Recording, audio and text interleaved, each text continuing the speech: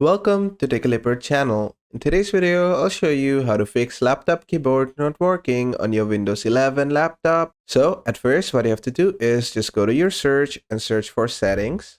From the best matches, just simply open up settings. Then from the left-hand menu, you're gonna find accessibility. Just go inside this.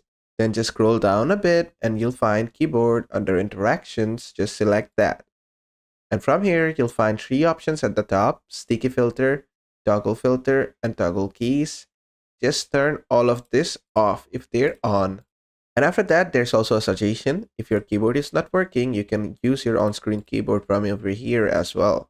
If you want that, just turn this on and you'll have an on-screen keyboard on your screen. But to fix your keyboard, just close this. And after that, what you have to do is just go to device settings or device manager. So just right click on start and go to device manager over here. Then just expand this section. From the left hand side, you'll see keyboard. Just right click on it and you'll find your keyboard settings over here. Just right click over here and click on update driver.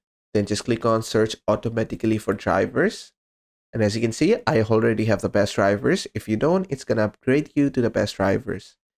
And do it for all the ones you have, all the drivers, one by one. Do it for all of them and make sure you have the updated drivers.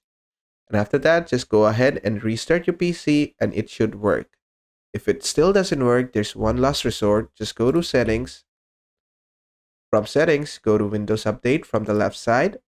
And then just check for updates, and if it's not updated to the latest version, just update your Windows drivers. And basically that is it. And basically that is how to fix laptop keyboard not working on Windows 11 laptops. I hope this video was helpful. If it was, please give it a thumbs up and don't forget to subscribe.